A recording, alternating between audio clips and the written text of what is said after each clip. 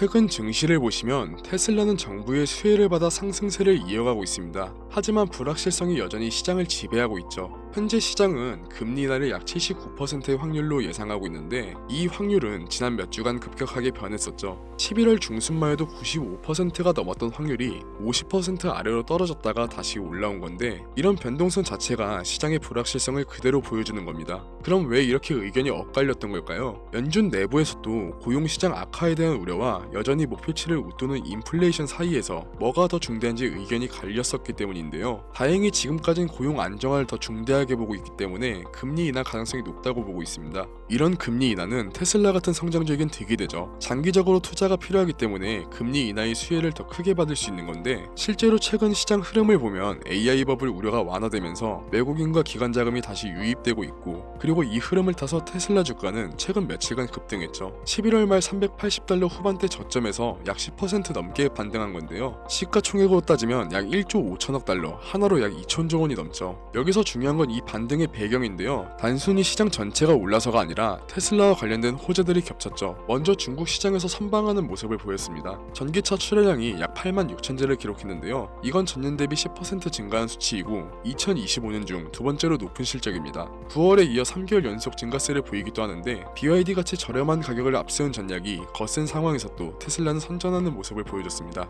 그리고 가장 큰 호재는 미국 정부의 로보틱스 산업 지원이겠죠. 트럼프 행정부의 상무장관이 로보틱스 업계에 대해 직접 지원하겠다는 언급을 했고 조만간 미국 정부와 AI 산업에 이어 로보틱스 산업에 투자할 가능성이 높아졌죠. 이건 테슬라의 옵티머스 프로젝트에 직접적인 지원을 예상할 수 있는 부분인데요. 정부가 밀어주는 산업을 선점하고 있는 테슬라는 이제 회사의 가치가 자동차 판매량으로만 평가되지 않는다는 겁니다. 시장은 이미 테슬라를 자동차 회사가 아닌 AI와 로보틱스 기업으로 보기 시작했는데 지금 시점에서 주목해야 할 건 뭘까요? 단기적으로는 테슬라의 4분기 실적과 2026년 가이던스입니다. 시장은 2025년 매출이 거의 제자리일 걸로 예상하고 있고 2026년에 약 13% 성장을 기대하고 있습니다. 만약 가이던스가 시장 기대치를 밑돌게 된다면 주가 조정이 불가피하겠죠. 그리고 FSD와 로보택시의 상용화 속도입니다. 테슬라가 자동차 회사에서 AI 플랫폼 기업으로 전환하는 게 시장이 기대하는 속도로 진행될 수 있을지가 단기간 주가 방향을 결정할 핵심 변수라는 거죠. 마지막으로 일론 머스크와 트럼프의 관계인데 긍정적으로는 규제 완화와 정부 지원 가능성이지만 부정적으로는 트럼프와 사이가 다시 안 좋아진다면 리스크가 생길 수 있겠죠. 대선 때 일론이 트럼프를 지지하게 되면서 사이가 굉장히 좋았다가 대규모 감세 법안을 계기로 갈라섰었는데 최근에는 백악관에서 이뤄진 만찬을 통해서 화해의 조짐이 보이기도 했었고 국익을 위해서라도 관계가 크게 틀어질 거로 보이진 않습니다.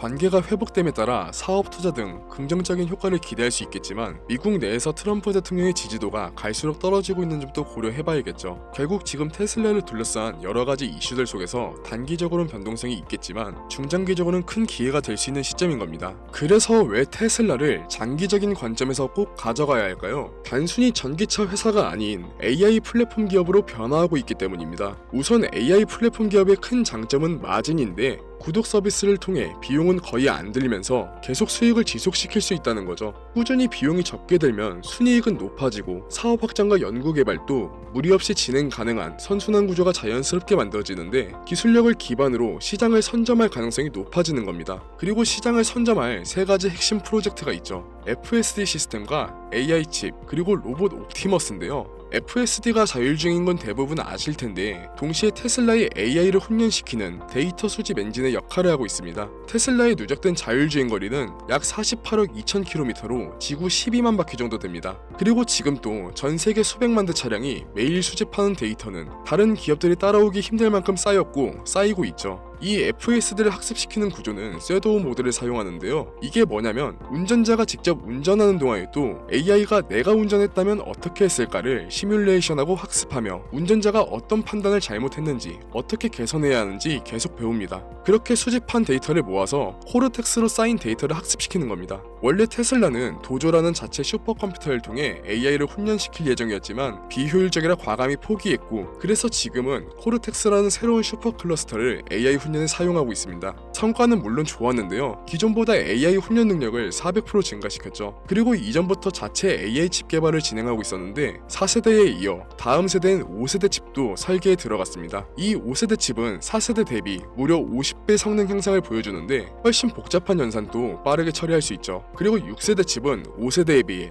약 2배 이상의 성능을 보일 거랍니다. 이 모든 걸 지금부터 3년 내로 또 기대 이상의 기술력을 보여주겠다는 거죠. 이미 테슬라는 독자적인 AI 개발로 개발 속도를 극대화하고 있습니다. 테슬라는 모델을 자체 개발하고 FSD 칩과 AI 칩을 직접 설계하고 인프라를 직접 구축한 반면 대부분의 AI 기업들은 여전히 AI 인프라의 핵심 요소들을 외부 기업에 의존하고 있어서 이미 격차는 벌어진 것과 같죠. 그리고 이 격차를 앞으로 더 벌릴 건 로봇 사업인데요. FSD 시스템과 동일한 AI를 옵티머스에 적용해서 운전에서만 사용하는 걸 넘어 일상생활과 산업에서 사용할 수 있는 로봇이 탄생하는 겁니다. 또한 인간의 노동력을 대체하게 되면서 옵티머스를 통해 인력난 해소와 비용 절감이 가능해지는 거죠. 사람과 달리 쉬지 않아도 되는 옵티머스가 노동력을 대체한다면 장기적인 생산성과 경제 성장의 한계를 돌파할 수 있는 겁니다. 결국 FSD 전 세계에서 데이터를 모으고 자체 AI 칩으로 빠르게 학습시키고 옵티머스로 노동력을 대체하는 완벽한 밸류 체인을 형성하는 거죠. 물론 일각에서는 회의적인 시각도 있긴 한데요. 개발 지연이나 경쟁 심화 그리고 규제 같은 이야기들인데 이런 리스크는 이미 주가에 반영되어 있기 때문에 오히려 지금이 기회인 거죠. 실제로 테슬라는 약속한 걸 결국엔 다 이뤄냈고 전기차 대량 생산과 기가팩토리 건설도 모두 불가능하다는 말을 들었지만 결국 해냈죠. 그리고 경쟁사들을 보면 자율주행 사업을 접거나 자동차 제작 자체를 포기했습니다. 이어서 규제 문제 또 해결되고 있죠. 미국과 중국에서도 자율주행이 허용됐고 FSD 출시를 승인받았습니다. 이렇게 리스크는 없애나가고 있는 와중에 삼성과 TSMC 등 최고위 파운더리와 협력하면서 개발 속도는 더욱 빨라지고 있죠. 결국 우리는 사놓고 기다리기만 하면 되는데 장기 보유하는 게 쉽지 않은 건 다 아실 겁니다. 기술주 특성상 변동성이 굉장히 크거든요. 분기 실적 발표 때마다 10%, 20%씩 오르락내리락하고 AI 버블 논란까지 화두되고 있죠. 그리고 대표가 일론 머스크인 이상 발언이나 행보 관련해선 리스크가 좀 있긴 합니다. 대표적으로 SNS에 폭탄 발언을 하거나 정치 활동도 있었지만 이런 리스크들은 무시할 만큼 투자할 만한 가치가 있죠. 일론의 능력과 테슬라의 기술력은 이미 증명됐기 때문에 장기 보유할 가치는 충분하다는 겁니다. 강한 멘탈과 변동성을 버틸 만한 포트폴리오만 만들어 놓으면 됩니다. 그럼 어떻게 해야 이런 변동성을 견디면서 장기 보유할 수 있는지, 포트폴리오는 어떻게 구성해야 할지 아셔야겠죠.